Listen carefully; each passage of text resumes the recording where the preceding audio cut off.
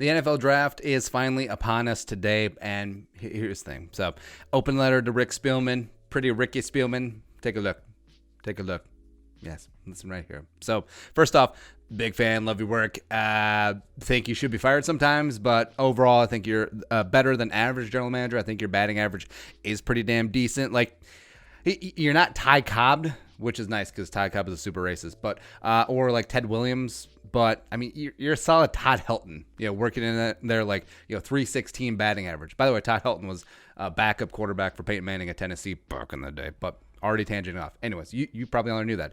But I mean, this draft is a big deal for the team and the future of the team. And the Vikings are a team in transition. Let go of a lot of veteran players, a lot of familiar faces. Hit that old dusty trail this offseason because of you. So Everson, even though Everson may be back, I still believe.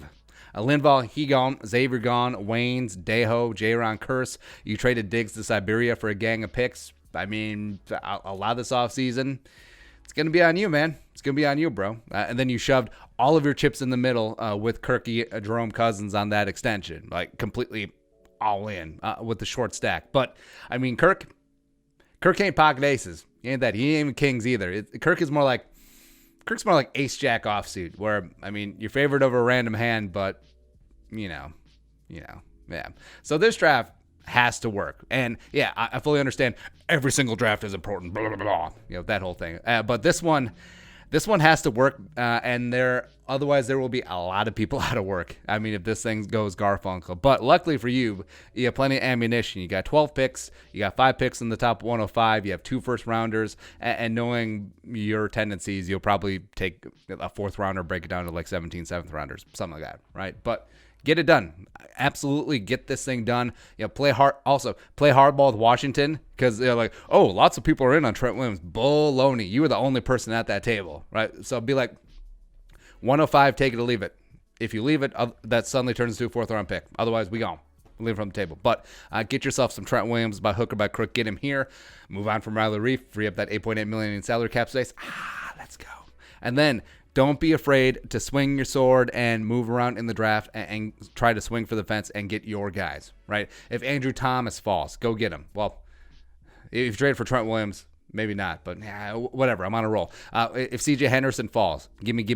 Do that up. If C.D. Lamb falls a little bit farther than would be expected, gimme.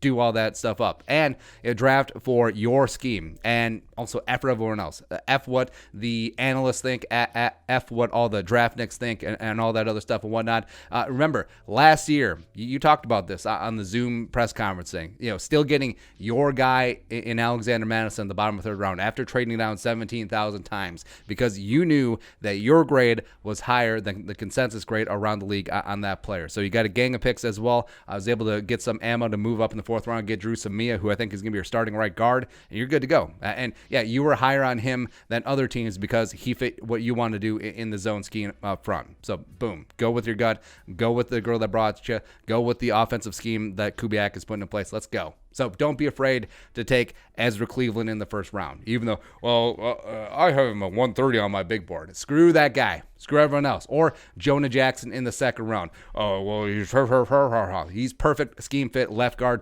week 1 starter for the Vikings. Or, Nick Harris, the center. Take him in the 5th round. I'm fine with all that. Yeah, Nick Harris, he's all of a sudden a brand new Brett Jones, maybe a little bit better. Perfect scheme fit for what you want to do. Swing interior backup offensive lineman. Nice. Jonah Jackson, starting left guard for the foreseeable future. Nice. You already got that starting right guard in Drew Samia. Oh, Brian O'Neill's developing into the best right tackles in the NFL. Center Garrett Bradbury got that thing on lockdown after some early week jitters, but I think that was more because of Grady Jarrett and Kenny Clark. He actually settled down, was good to go. And then Ezra Cleveland, left tackle of the future.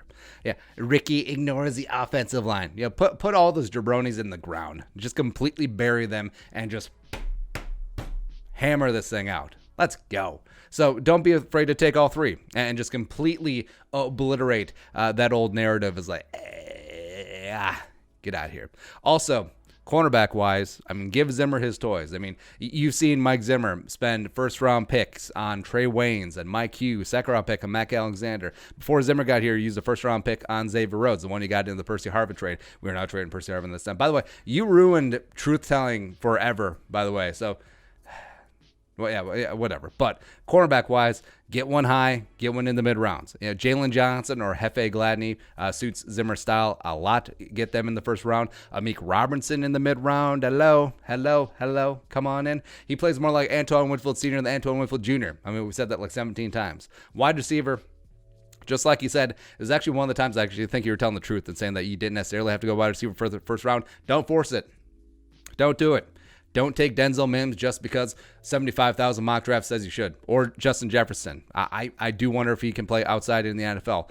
But there is a lot of sexiness, a lot of sexy time wide receivers in the mid rounds. I mean, some places have 70 wide receivers with draftable grades. I mean, probably not going to be 70 taken in all likelihood. It's like there's only 256 picks or something, or somewhere in there. So James Prochet, mid-rounds, SMU, Pony Express, let's go. DPJ, Donovan Peoples-Jones. Yeah, there's so many NFL caliber players coming out of Michigan, except Michigan to win games because Harbaugh is a terrible college coach. Van Jefferson out of Florida, if he can stay healthy, he's legit. Devin Duvernay, ooh, Percy-esque, shades of Percy. The good ones, as well as Tyler Freaking G.D. Johnson from the University of Minnesota. You know what's up. You absolutely know what's up. So you don't have to, you don't have to draft an edge high, grab one mid to late, which has been your MO so far. I mean, Daniil Hunter, 3rd round, worked out pretty well. Fadio Denimo, 7th round, worked out pretty well. Stephen Wedley, 7th round, worked out pretty well until he left. Boom. And so do the damn thing.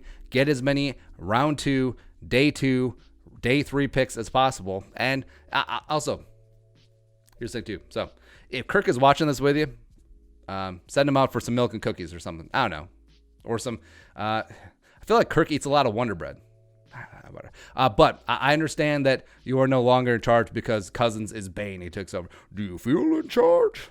Yeah. But also, don't give an F. Don't give an F. Yes, you give him the fat-ass contract extension. Yes, he does not like a QB2 that could come in and do the damn job. If a quarterback is there that you like, take him. Take him. And I know it's absolutely against your tendencies. You haven't taken a non-first round quarterback since 2008, the legendary John David Booty out of USC. All about that booty. But Jalen Hurts, round 2. If he falls to round 3, whew, maybe there you go. All right. But the fans need a hero to rally around. And as you know, the backup quarterback is the most popular guy in town. It ain't Sean Mannion. And Jake Browning absolutely ain't it. The absolute corpse of Jake Browning, no. No. Well, ask him about Nick Harris. And get the inside info and then cut him. Yeah. But in closing, you've been here since 2006. Your first draft was 2007. Your first draft pick being involved with the Vikings was Adrian Peterson. Pretty decent, right? And we like you. We love you. Sometimes hate you. Actually, most of the time people hate you, but it is what it is with the job.